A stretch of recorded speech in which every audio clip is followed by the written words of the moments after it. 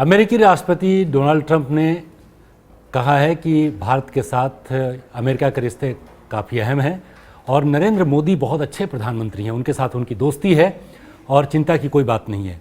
लेकिन इतना कहने के बाद उन्होंने एक बार फिर से जोड़ दिया कि लेकिन भारत रूस से तेल खरीदना कम नहीं कर रहा है, इसीलिए हमने 50% टैरिफ लगाया है। तो एक तो सवाल ये उठता है कि क्या डोनाल्ड ट्रंप भारत को लेकर नरम पड़ गए हैं, और दूसरा ये कि उनके बयानों में विरोधाभास झलकता है। पहली शुरुआत करते हैं वो तारीफ करते हैं नरेंद्र मोदी की, अपनी दोस्ती की दुहाई देते हैं और फिर एक चेतावनी देते हैं कि आप तेल खरीदना नहीं बंद कर रहे हैं। और ये चूहे बिल्ली का खेल, कैरेट एंड स्टिक का गेम अमेरिका की तरफ से पिछले कई महीनों से चल रहा है। उन हालात में जबकि अमेरिकी अपीली अदालतों ने भी कह दिया कि जो टैरिफ उन्होंने लगाया था, रेसिप्रोकल टैरिफ जो उन्होंने लगाया था, वो गैर कानूनी है, वो कानून सम्मत नहीं है।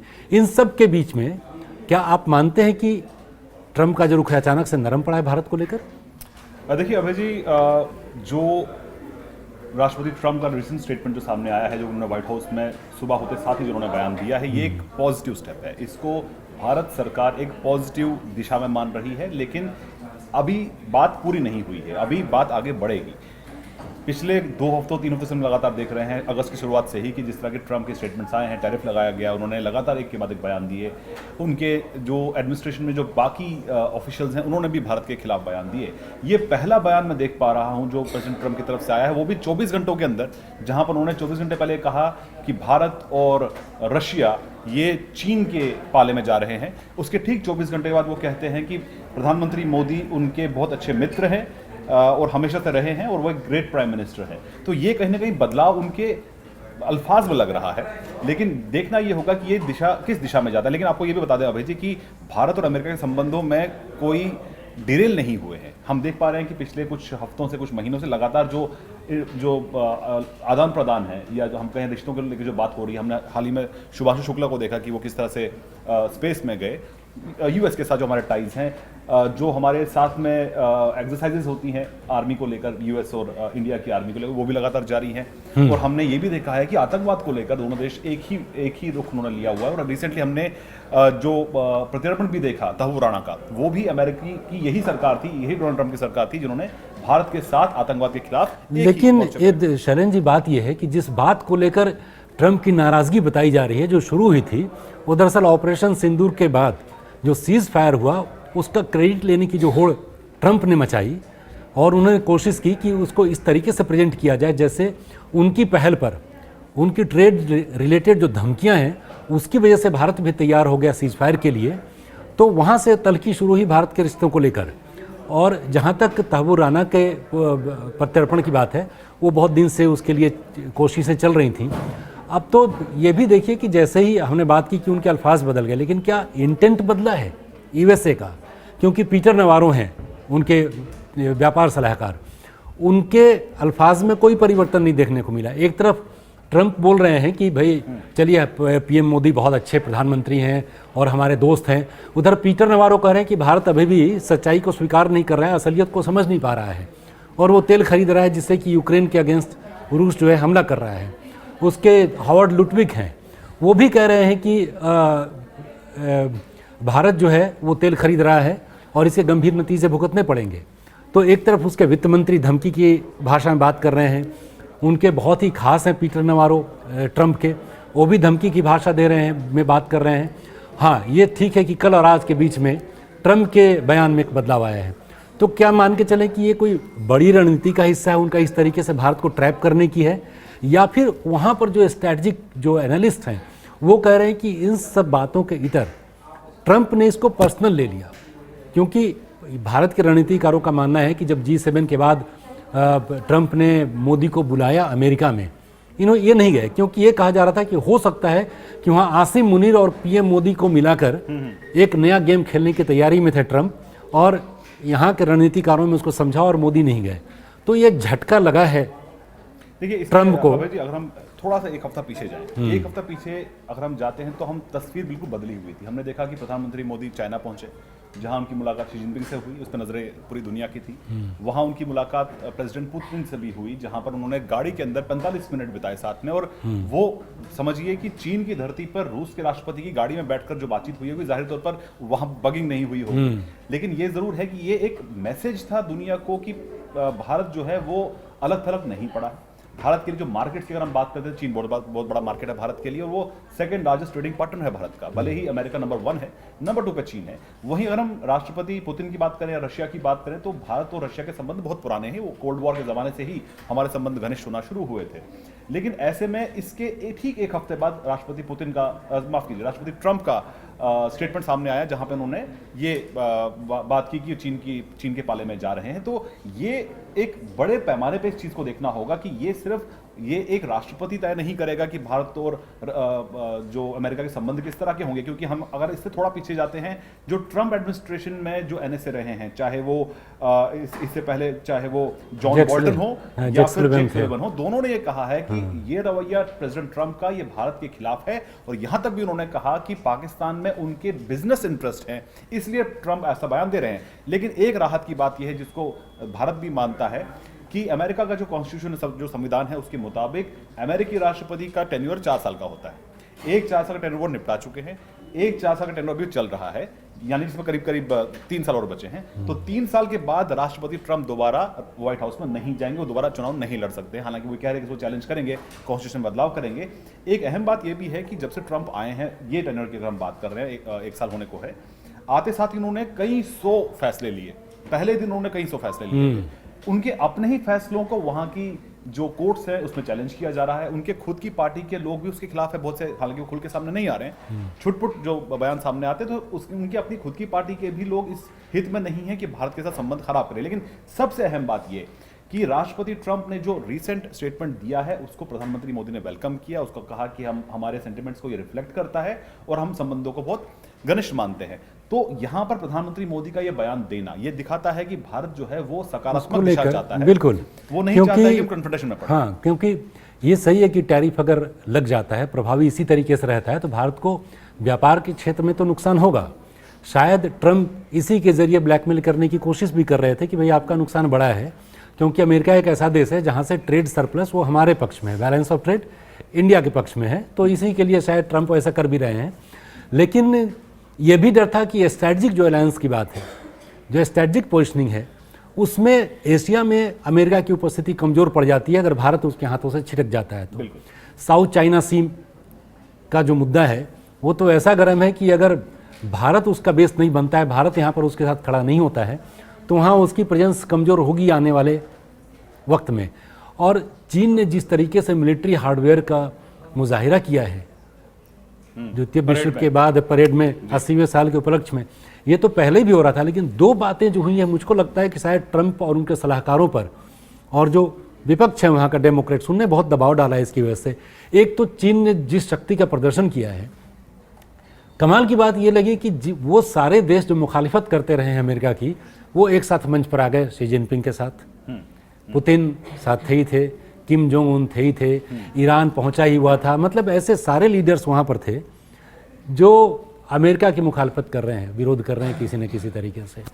और इस मिलिट्री हार्डवेयर और मिलिट्री जो डिसिप्लिन का जो प्रदर्शन किया उन्होंने, चाइना ने, वो उससे भी तुलना की जा रही है। जब ट्रंप ने अमेरिका में ही काम करवाया तो जैसा लगा कि लीजर घूमने फिरने के अंदाज में अमेरिकी सैनिक जा रहे थे और पुराने उनके मिलिट्री हार्डवेयर थे। तो एक शक्ति का प्रदर्शन। और ये 3 लोगों की तस्वीर जिसकी चर्चा आपने भी की कि पुतिन और शी जिनपिंग तो हमेशा ही मिलते रहते हैं और उनके मिलने से कोई हैरत नहीं होती, लेकिन जिस तरीके से मोदी की एंट्री हुई उसमें, तो अमेरिका में रणनीतिकारों को लगा कि जो पिछले 2 दशकों से मेहनत हो रही थी उस पर पानी वो व्यर्थ जा रही हो, पानी फिरता नजर आ रहा है। एक चीज दिलचस्प ये है कि भारत की जो हमेशा नीति रही है वो रही है नॉन अलाइनमेंट की। हम किसी ग्रुप का हिस्सा नहीं, लेकिन जैसे जैसे हालात बदले हैं, जैसे जैसे डिप्लोमेसी बदली है, इंटरनेशनल लेवल पर जो उथल पुथल हुई है, उसके बाद हम देख पा रहे हैं कि भारत यकीन करते हैं मल्टीपोलर वर्ल्ड में कोई एक ताकत नहीं है। बिल्कुल मल्टीपोलर वर्ल्ड है और यहाँ पर सबकी सुननी चाहिए और हर किसी का एक,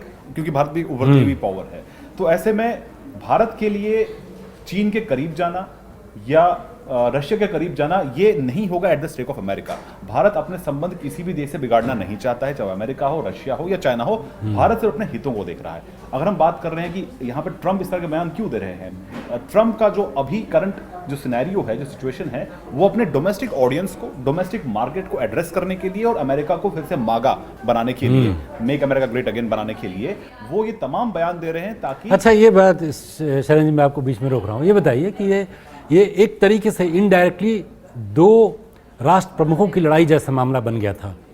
एक तो मोदी का इनकार करना अमेरिका जाने से, दूसरा जर्मनी के अखबार ने और जापान के अखबार ने रिपोर्टिंग की कि 4 बार फ़ोन ट्रंप ने किया और मोदी ने उसको इग्नोर कर दिया।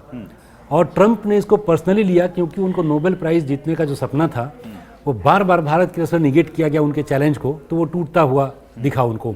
इसीलिए वहाँ जो पहले भी हमने बात की कि स्ट्रेटजिस्ट बोल रहे हैं कि ये पर्सनल ईगो का मामला बन गया ट्रंप के लिए। और इधर मोदी भी तनकर सामने खड़े हो गए अपने मुद्दों को लेकर, जो कि यहाँ राष्ट्रहित का मामला है। तो अगर इस लड़ाई के बरक्स दोनों को आमने सामने हम रख के देखते हैं तो किसकी छवि मजबूत होती हुई दिखती है आपको? देखिए, पहली बात तो ये कि ट्रंप अपने आप को बहुत मजबूत राष्ट्रपति दिखाने की कोशिश लगातार जब से वो इसमें आए हैं, सत्ता में आए हैं, जब से व्हाइट हाउस में आए हैं। लेकिन वही आप देखिए, जब वो मिलते हैं ज़ेलेंस्की से, जब यूक्रेन के राष्ट्रपति से वो मिलते हैं तो उनको हड़का देते हैं, व्हाइट हाउस में बिठा के उनको सामने बैठ के हड़का दिया। लेकिन जब पुतिन आते हैं तो सवाल ये खड़े हुए कि पुतिन के सामने ट्रंप छोटे लगने लगे। पुतिन जिस कॉन्फ्रेंस के सामने अलास्का पहुंचे थे, ट्रंप उनके सामने कहीं ना कहीं कमजोर दिखे। लेकिन इन तमाम चीजों के बीच में भारत की अगर हम बात करें तो भारत ने उसी वक्त ये साफ कर दिया था, प्रधानमंत्री मोदी का जो पहला स्टेटमेंट आपको याद होगा, उन्होंने कहा कि हम किसानों के हितों के साथ कोई कॉम्प्रोमाइज नहीं करेंगे। जो भी टैरिफ की बात की जा रही है उससे भारत अपने हितों से पीछे नहीं हटेगा। तो जाहिर तौर पर भारत का स्टैंड कंसिस्टेंट रहा है, ट्रंप का स्टैंड कंसिस्टेंट नहीं रहा है। वो कहते हैं कि मैं सारे वॉर्स रुकवा दूंगा। वो कहने को उन्होंने ये भी कहा कि भारत और पाकिस्तान के बीच में वॉर हुआ, उन्होंने देखिए, एक बड़ी विरोधाभासी बात है। जब मुलाकात हुई पुतिन की तो उन्होंने B-2 स्टील्थ बॉम्बर ऊपर से गुजार कर ये मैसेज भी देने की कोशिश की कि देखिए हमारे पास सबसे ज़्यादा पावर है, लेकिन ये पुतिन के सामने उनकी चलती नहीं है। सत्ता में आने की वादा ही उनका था कि मैं 30 दिनों के अंदर यूक्रेन और रूस के वार को रुकवा दूंगा, और पता नहीं कितने 30 दिन चले गए, कुछ हुआ नहीं। अभी 3 दिन पहले भी उन्होंने कहा कि 48 घंटे में कुछ खबर आ जाएगी। पुतिन झुकने को तैयार नहीं है, लेकिन मुझको लगता है कि बातचीत कर लेंगे। पर मुझे लग रहा है इन तमाम चीज़ों के बीच में अगर हम वर्ल्ड प्लेटफॉर्म को अगर देखें तो इन सब वर्ल्ड लीडर्स के बीच में सबसे मजबूत छवि, अगर हम भारत की बात करें, भारत की तो मजबूत छवि है ही, लेकिन राष्ट्रपति पुतिन की छवि बहुत मजबूत हुई है। जहां उनको आइसोलेट कर दिया गया था, उनको G8 से बाहर करके G7 बनाया गया, और उसके बाद वर्ल्ड पॉलिटिक्स में, वर्ल्ड अफेयर्स में उनको शामिल नहीं किया गया। लेकिन आज की डेट में खुद अमेरिकी राष्ट्रपति उनको लेने के लिए जा रहे हैं, उनको रिसीव कर रहे हैं, उनको महान बता रहे हैं। तो ऐसे में पुतिन की छवि लगातार इंप्रूव हुई ओवर द टाइम। और लेकिन वहीं भारत ने यह साफ कर दिया है कि भारत के लिए कोई एक मुल्क प्राइमरी मुल्क नहीं है। भारत को जहां हित दिख रहा है, और कल भी ये साफ कर दिया गया था भारत की तरफ से कि रूस से हम ऑयल इंपोर्ट करना हम बंद नहीं करेंगे। तो क्या आपको लगता है, अभी जैसे पीयूष गोयल ने भी कल कहा, मतलब 2-3 दिन पहले का उनका स्टेटमेंट है कि शायद नवंबर दिसंबर जाते जाते ट्रेड डील दोनों में हो जाए, वो रास्ते बंद नहीं हुए। इवन कि जब ट्रंप का स्टेटमेंट आ रहा था और पीटर नवारो का स्टेटमेंट आ रहा था, उनके वित्त मंत्री का स्टेटमेंट आ रहा था, तब भी मैसेज ये दिया जा रहा था कि नहीं, एक बातचीत किसी न किसी लेवल पे चल रही है। भले ही प्रत्यक्ष तौर पर जो टीम उनकी 27 अगस्त को आने वाली थी वो नहीं आई, वो बातचीत नहीं बढ़ी ट्रेड को लेकर। लेकिन क्या आपको लगता है कि कोई ट्रेड अब डील 2-3 महीने में हो जाएगी और इस ट्रेड डील में चलेगी भारत की, क्योंकि झुकना ट्रंप को पड़ा है?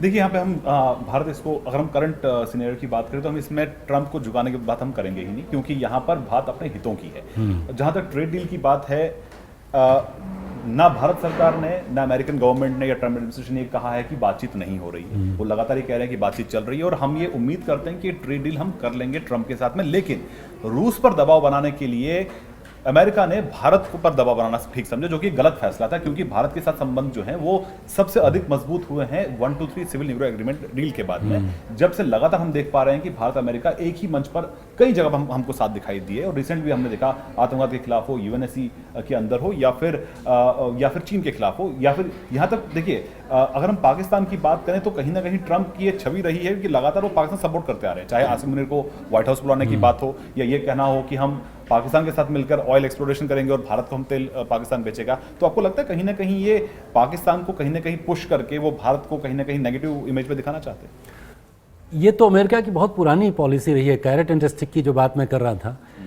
आप ये ध्यान दीजिए, पिछली सदी के भी जो राष्ट्रपतियों का जब कभी भी दौरा होता रहा है तो वो एक बैलेंस टेक्निक के साथ चलते हैं। वो अगर वो एशिया के दौरे पर हैं और भारत आ रहे हैं तो पाकिस्तान भी जाएंगे। तो ये कभी ऐसा नहीं रहा कि एक तरफा वो सपोर्ट करेंगे किसी एक कंट्री को। जबकि आप देखिए कि ट्रंप की अगर बात करें तो ट्रंप ने अपने पहले दौर में पाकिस्तान के बारे में हमेशा ऐसे स्टेटमेंट दिए जिससे लगा कि वो पाकिस्तान को देखना नहीं चाहते हैं। बिल्कुल। इवन कि इस्लाम को लेकर भी उन्होंने बहुत कंट्रोवर्शियल बयान दिए। तो एज ए कंट्री और रिलीजन बेस्ड आइडियोलॉजी के लिहाज से भी आप देखें तो ऐसा लगता था जैसे वो पाकिस्तान उनकी पसंद नहीं है। और हाउडी मोदी हो रहा था अमेरिका में और यहाँ पर ट्रंप को वेलकम किया जा रहा था। तो ये लग रहा था कि एक ऐसी दोस्ती, एक ऐसे रिलेशंस की नींव रख रहे हैं जो शायद डेमोक्रेट्स के टाइम में नहीं था, रिपब्लिकन के टाइम में बहुत ही स्ट्रांग हो रहा है। लेकिन अब आरोप भी लग रहे हैं और खुली आंखों से ये दिख रहा है कि एक पारिवारिक व्यापारिक रिश्ते को मजबूत करने के लिए पाकिस्तान के साथ जिस तरीके से उन्होंने अपनी दोस्ती बढ़ाई, आसिम मुनीर को जिस तरीके से बुलाया, और आसिम मुनीर में बहुत बढ़िया दांव खेला अपने लिहाज से कि नोबेल प्राइज़ के लिए नॉमिनेट कर दिया अपनी तरफ से। अब आसिम मुनीर के नॉमिनेशन को कौन वैल्यू देता है वर्ल्ड पॉलिटिक्स में, ये हम लोगों से छुपा नहीं है। पिछले दिनों हो रही थी, आसिम मुनीर मिलने के लिए गए थे राष्ट्रपति ट्रंप से व्हाइट हाउस में, तब चर्चा इस बात की हो रही थी कि आखिर पाकिस्तान में इतना प्यार क्यों बढ़ रहा है ट्रंप का। माना यह जा रहा है कि पाकिस्तान में जो बलूचिस्तान का इलाका है जहां पर लगातार रेबल्स वहां पर अटैक करते रहे, वहां पर बड़े बड़े हमले भी हाल ही में हुए। हमने ट्रेन का भी, जफार एक्सप्रेस का भी हमने रिसेंटली हमने वो देखे थे। तो माना यह जा रहा है कि जो पाकिस्तान का वो बेल्ट जो कि मिनरल रिच है, पाकिस्तान ये चाहता है कि अमेरिका वहां आए और उनको वहां से बाहर निकाले और वो जो विन विन सिचुएशन दोनों के लिए होगी। बिल्कुल। इसीलिए हमने रिसेंटली देखा कि जो BLA है, बलोच लिबरेशन आर्मी को अमेरिका ने रिसेंटली उसको आतंकी संगठन घोषित किया। माना जा रहा है उसी दिशा में कदम है कि पाकिस्तान को कहीं ना कहीं में सर्व करके। आप देखिए क्या है कि अमेरिका के लिए और ट्रंप के लिए हताशा वाली स्थिति भी बन रही है, क्योंकि जिस रेयर अर्थ एलिमेंट्स की बात हो रही है, यूक्रेन में भी इनका इंटरेस्ट मेजर वही है। यूक्रेन के पास रेयर अर्थ एलिमेंट्स का अच्छा खासा भंडार है। अब इनके साथ मुश्किल क्या है, बीच में जब थोड़ा सा विषयांतर होगा हमारा, थोड़ा टॉपिक से किनारे होंगे हम लोग, लेकिन जब ट्रेड वार छिड़ा अमेरिका और चीन के बीच में, तो आखिर चीन क्यों रेसिप्रोकल टैक्स इन्होंने बढ़ाया, रेसिप्रोकल टैरिफ इन्होंने बढ़ाया, तो काउंटर उसने भी किया। आपने 150 लगाई, इसने 135 कर दिया। तो चीन के पास वो ताकत आई कहाँ से? उसी की जो आप बात कर रहे थे, बलूचिस्तान में अमेरिका का इंटरेस्ट है। आप देखिए पिछले 20 सालों में, 2 दशकों में चीन ने रेयर एलिमेंट्स का उतना भंडार अपने यहाँ कर लिया है कि आने वाले समय की ज़रूरतें वो पूरी कर चुका है, और उसके लिए डिपेंडेंट होना पड़ता है अमेरिका को चीन के ऊपर। तो ये कभी भी उसके ऊपर एग्जीक्यूट नहीं कर पाएंगे 150% टैरिफ, अगर उसने 135 अपने यहाँ काउंटर कर दिया तो ये आप बिल्कुल ठीक एनालिसिस है कि बलूचिस्तान में उसका इंटरेस्ट है थोड़ा, और ट्रंप यही चाह रहे हैं कि वहाँ पर एक ऐसा माहौल बन जाए कि मेरी उपस्थिति वहाँ हो जाए, परिवार का व्यापार भी चलता रहे, देश के लिए रेयर अर्थ एलिमेंट्स भी मिलते रहें। और उन्होंने लॉलीपॉप तो दिखाई दिया पाकिस्तान को कि इतना पेट्रोल है, पेट्रोलियम है आपके पास कि वो भारत को बेचेगा। इमरान खान भी बहुत उम्मीद में थे कि शायद कुछ हो जाएगा तो मैं पाकिस्तान को जन्नत बना दूंगा। ये तो खैर मुमकिन नहीं है, लेकिन ये ज़रूर दिलचस्प है कि जिस तरीके से ट्रंप का बयान बदला है 24 घंटे के अंदर में, तो देखिए एक अच्छी ट्रेड डील हो जाए भारत के साथ, और जो टैरिफ वार चल रहा है दोनों देशों के बीच में, या कह दें कि एक तरफा थोपने की कोशिश ट्रंप कर रहे हैं, जिसका अपने यहाँ भी विरोध हो रहा है, उनकी अदालतें उसको गलत ठहरा रही हैं, उसमें कोई तब्दीली आए और फिर रिश्ते ऐसे हो जाएं जिसमें कि कहीं संघर्ष की स्थिति नहीं हो, दोनों के लिए अच्छा है। तो ठीक है, ऐसे विचारों को लेकर, ऐसे मुद्दों को लेकर हम लोग हाजिर होते रहेंगे। आप देखते रहिए News 18 JKLH और इसका डिजिटल प्लेटफॉर्म। नमस्कार।